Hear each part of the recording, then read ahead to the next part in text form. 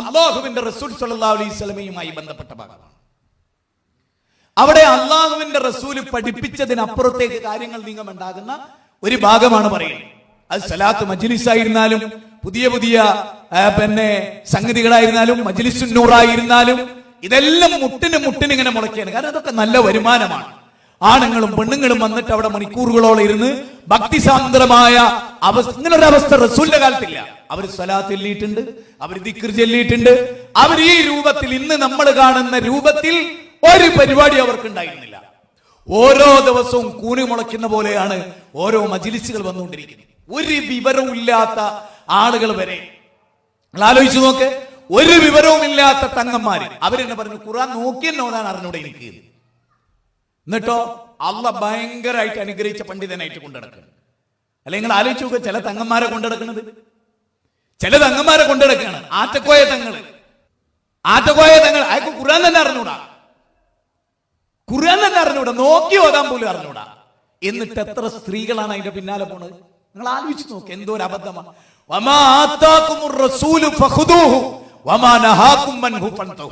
അള്ളാഹുവിന്റെ റസൂൽ നിങ്ങൾക്ക് എന്താ കൊണ്ടെന്ന് അങ്ങനെ സ്വീകരിച്ചോളി, അള്ളാഹുവിന്റെ റസൂൽ വിലക്കി നിങ്ങൾ ഉപേക്ഷിച്ചോളി എന്ന് ഖുർആൻ 59-ാം അധ്യായം 7-ാമത്തെ വചനം.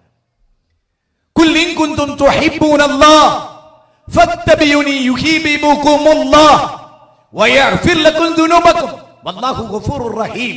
ഖുർആന്റെ 3-ാം അധ്യായം സൂറത്ത് ആൽ ഇംറാൻ 31-ാമത്തെ വചനം. ആ വചനത്ത് പറയുന്നത് നിങ്ങൾ അള്ളാഹിനെ സ്നേഹിക്കുന്നുണ്ടോ? ഉണ്ടോ? നിങ്ങൾ അള്ളാഹിനെ സ്നേഹിക്കുന്നവരാണോ? എങ്കിൽ നിങ്ങൾ റസൂലുള്ളാഹിനെ പിന്തുടരണം. നബിയെ പറയുക, നിങ്ങൾ എന്നെ പിന്തുടരുക. യുഹിബ്ബുകുമുല്ലാഹ്, എങ്കിൽ അല്ലാഹ് നിങ്ങളെ ഇഷ്ടപ്പെടും. വയഗ്ഫിർ ലക്കും ദുനൂബക്കും, അല്ലാഹ് നിങ്ങളെ പാപം പുറത്തു തരും. അപ്പൊ എത്ര കണ്ട് അല്ലാഹുവിന്റെ റസൂൽ പഠിപ്പിച്ചിടത്ത് നമ്മൾ നിൽക്കുന്നുവോ അത്ര കണ്ടാണ് അല്ലാഹു നമ്മളെ ഇഷ്ടപ്പെടുക, അത്ര കണ്ടാണ് അല്ലാഹ് നമ്മുടെ പാപങ്ങൾ പുറത്തു തരിക. അപ്പൊ നിങ്ങൾ നോക്കൂ, നബി സല്ലല്ലാഹു അലൈഹി വസല്ലമയെ പറ്റി അല്ലാഹ് പറയാണ്, വലൗ തഖവ്വല അലൈനാ ബഅദൽ ലകാവീൽ ലഅഖദ്നാ മിൻഹു ബിൽ യമീൻ സുമ്മ ലഖതഅനാ. ഖുർആനിലെ 69-ാം അധ്യായം 44, 45, 46, 47 വചനം. ഈ വചനം ഞാൻ തിരുവനന്തപുരത്ത് ഒരു സ്ഥലത്ത് ഉദ്ധരിച്ചപ്പോ ഇങ്ങനൊരു ഖുർആനിക വചനം തന്നെ ഇല്ല എന്ന് ഉസ്താദുമാര് വാദിച്ചു കളഞ്ഞു. കാരണം ഓല വയറ്റപ്പഴപ്പിന്റെ അടിയാ ഈ ഖുർആന്റെ വചനം. എന്താ ഈ ഖുർആന്റെ വചനം? വലൗ തഖവ്വല അലൈനാ ബഅദൽ ലകാവീൽ, അല്ലാഹുവിന്റെ റസൂൽ അള്ളാന്റെ പേരിൽ ഒരൊറ്റ വാചകം കടത്തി കൂട്ടിയാൽ, ഒരൊറ്റ വചനം അള്ളാന്റെ പേരിൽ, ഒരു വാക്ക് അള്ളാന്റെ പേരിൽ റസൂൽ സ്വയം കടത്തി കൂട്ടിയാൽ സല്ലല്ലാഹു അലൈഹി വസല്ലം, അള്ളാഹ് പറയാണ് അള്ളാന്റെ വലത് കൈ കൊണ്ട് റസൂലുള്ളാഹിനെ പിടിക്കും. സുമ്മ ലഖതഅനാ, നാം അദ്ദേഹത്തിന്റെ കൊരവള്ളി പൊട്ടിച്ചു കളയും, മുറിച്ചു കളയും, ജീവനാടി മുറിച്ചു കളയും. എന്റെ പിടുത്തത്തിൽ നിന്ന് അള്ളാഹുവിന്റെ റസൂലിനെ രക്ഷിക്കാൻ നിങ്ങൾക്ക് കഴിയൂല. 69-ാം അധ്യായം 44-47. എന്താ വചനം? അള്ളാന്റെ പേരിൽ ഒരൊറ്റ വചനം. അതുകൊണ്ട് ഒരു കാര്യം ഉറപ്പായി, അള്ളാഹുവിന്റെ റസൂലിന്റെ കൊരവള്ളി പൊട്ടിയില്ല എന്ന് പറഞ്ഞാൽ അതിന്റെ അർത്ഥം എന്താ? അള്ളാഹുവിന്റെ റസൂല് ഒരൊറ്റ വാചകം അള്ളാന്റെ പേരിൽ കള്ളം പറഞ്ഞില്ല, പഠിപ്പിച്ചില്ല, ഉറപ്പായി. അടുത്തത്, നബി സല്ലല്ലാഹു അലൈഹി വസല്ലം ഉറങ്ങുമ്പോൾ ഒരു ദിക്ർ പഠിപ്പിച്ചു. വബിനബിയിക്കല്ലദീ അർസൽത എന്ന ഭാഗം. ഇത് സ്വഹാബിയെ പഠിപ്പിച്ചു. അയാൾ ഏറ്റ് ചെല്ലിയപ്പോ എന്താക്കി?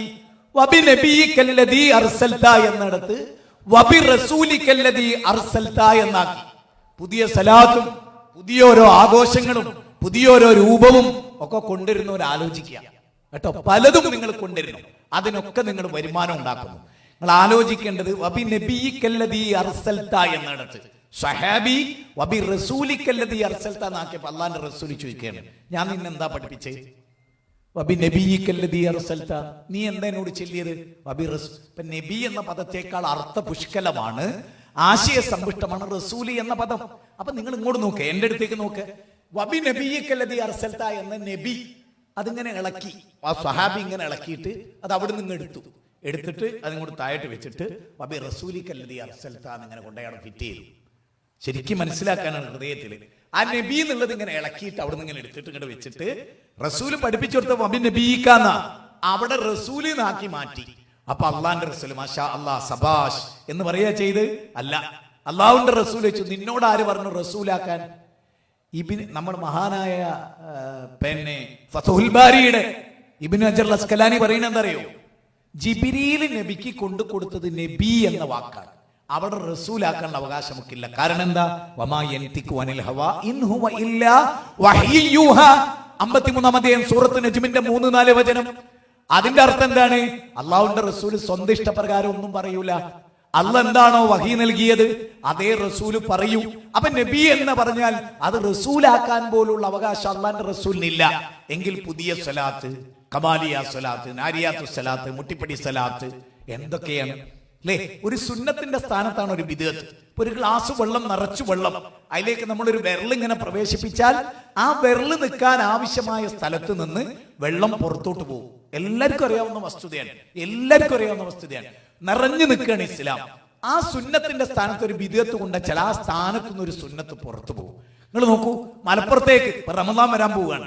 മലപ്പുറത്തേക്ക് സലാത്ത് വാർഷികത്തിന് 25 രാവ് പോകുമ്പോൾ എന്താ ഉണ്ടാവുക? പള്ളിയിലെ ഈത്തിഖാഫ് എന്ന സുന്നത്ത് ഇല്ലാതാവും. ചിന്തിക്ക്, ഒരു സുന്നത്തിനെ കൊന്നിട്ടല്ലാതെ ഒരു ബിദ്അത്ത് കൊണ്ടുവരാൻ കഴിയില്ല. അതുകൊണ്ടാണ് ഞാൻ പറയുന്നത് അവിടെ ബദഅൽ ഇസ്ലാം ഗരീബ വസയഊദു കമാ ബദഅ. തീർച്ചയായും ഒരു ബിദ്അത്ത് കൊണ്ടുവരുമ്പോ അതിനെതിരെ ലാ തസാലു തായിഫത്തും മിൻ ഉമ്മത്തി ലാഹിരീന അലൽ ഹഖ്, ലാഹിരീന അലൽ ഹഖ്. ഒരു ന്യൂനപക്ഷപ്പെടുന്ന സത്യത്തിലെ നബി സല്ലല്ലാഹു അലൈഹി വസല്ലം പഠിപ്പിച്ച സുന്നത്തിന്റെ കൂടെ ഒരു ബിദ്അത്ത് അവർ ചെയ്യില്ല. അപ്പൊ പുത്തൻവാദികളെന്ന് മുജാഹിദുകളെ വിളിക്കുമ്പോൾ നിങ്ങൾക്ക് ചിരി വരാറില്ലേ? ഒരൊറ്റ സുന്നത്തുമില്ലാത്ത നിങ്ങളാണ് സുന്നത്ത് മാത്രമുള്ള മുജാഹിദുകളെ പുത്തൻവാദികൾ എന്ന് വിളിക്കുന്നത്. ഏത് കാര്യത്തിലാണ് ഒരു പൂർണ്ണ സുന്നത്തുള്ളത്? ഏതെങ്കിലും ഒരു കാര്യത്തിൽ അതിന്റെ ഏതെങ്കിലും ഒരു സ്ഥലത്ത് ഒരു ബിദ്അത്ത് ഉണ്ടാവും. ഒതു എടുക്കുകയാണെങ്കിൽ നബി പഠിപ്പിച്ച പോലെ അല്ല, അത് മദ്ഹബിന്റെ ഇമാമിങ്ങൾ പഠിപ്പിച്ച പോലെ. നിങ്ങളെ മനസ്സിൽ തന്നെ ഉള്ളത് മദ്ഹബിന്റെ ഇമാമിങ്ങളാണ്. ഞങ്ങൾ ഒതു എടുക്കുമ്പോൾ ഞങ്ങളുടെ മനസ്സിലുള്ളത് അള്ളാഹുവിന്റെ റസൂലാണ്. ആ റസൂൽ പഠിപ്പിച്ച ഒരു കൈഫിയത്താണ് ഞങ്ങളുടെ മനസ്സിലുള്ളത്. നിങ്ങളെ മനസ്സിലോ? നിങ്ങൾ ഏത് കാര്യം ചെയ്യുമ്പോൾ അള്ളാന്റെ റസൂൽ നിങ്ങൾക്ക് ഓർമ്മ വരും.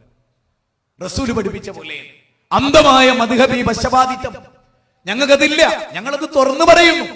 ഞങ്ങൾ എന്താണോ ദീനിലുള്ളത്. ഇപ്പൊ നിങ്ങൾ നോക്കൂ, കൂഫ പള്ളിയിൽ ദിക്ർ ഹൽക്ക നടന്നു. ആ ദിക്ർ ഹൽക്ക നടന്നപ്പോ എന്തേ ഉണ്ടായത്? അബൂ മൂസൽ അശ്അരി ഇത് കാണുകയാണ്. സുബൈന്റെ മുമ്പ് കൂഫ പള്ളിയിൽ കുറെ ആളുകൾ വട്ടം കുഴി കുഴിച്ചിരിക്കുന്നു. കപ്പിറൂമിയ, ഹല്ലിലൂമിയ, സബ്ബിയൂമിയ എന്നിങ്ങനെ പറയും. എന്നിട്ട് ഒരാള് അത് പറഞ്ഞു കൊടുക്കും. അപ്പൊ അവര് സുബ്ഹാനല്ലാഹ്, അൽഹംദുലില്ലാ, ഒരു കല്ലക്കുഴിയിൽ വേറൊന്നുമില്ല, സുബ്ഹാനല്ലാഹ് ചെല്ലുന്നത്. അബൂ മൂസൽ അശ്അരി ഇത് കണ്ടിട്ട് ദേഷ്യം പിടിച്ചിട്ട് അബ്ദുല്ലാഹി ഇബ്നു മസ്ഊദിന്റെ അടുത്തേക്ക് പോവുകയാണ്.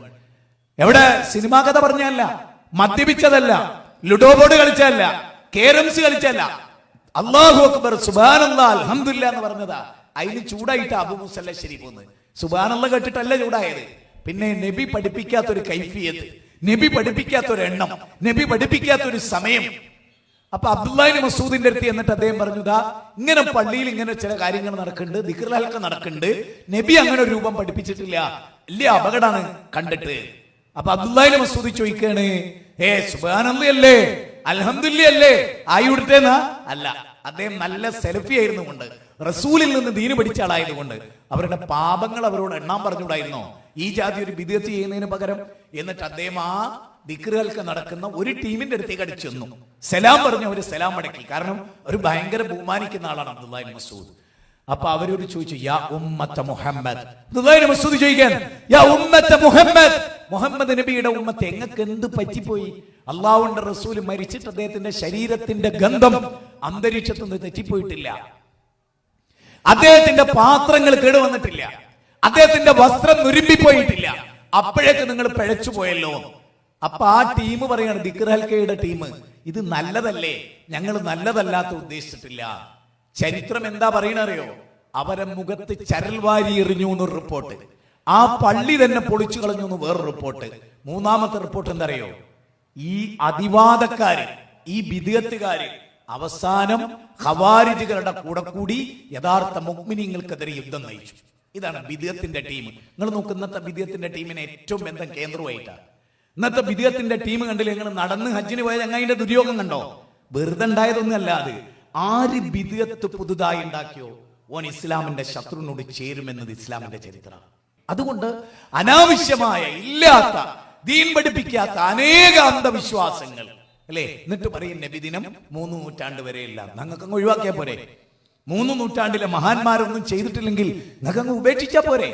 അന്ധവിശ്വാസത്തിന്റെ പേരിൽ ജീവിക്കുന്നത് എന്തിന്? കുത്താറാത്തീവ് നടത്തുന്നു, ഇഷ്ടം പോലെ. എന്നിട്ട് പറയണത് ഇതൊക്കെ ദീനാണ്, ദീനിൽ ഇതൊക്കെ ഉണ്ട്, അതിനെ ന്യായീകരിക്കുക. ഞാനൊരു സ്ഥലത്ത് പറഞ്ഞു, കുത്താറാത്തീപ് നിങ്ങൾ നടത്തിക്കോ, കത്തി ഞാൻ കൊണ്ടുവരും, കുത്ത് ഞാൻ നടത്തും, ഞാനാ കുത്തുക.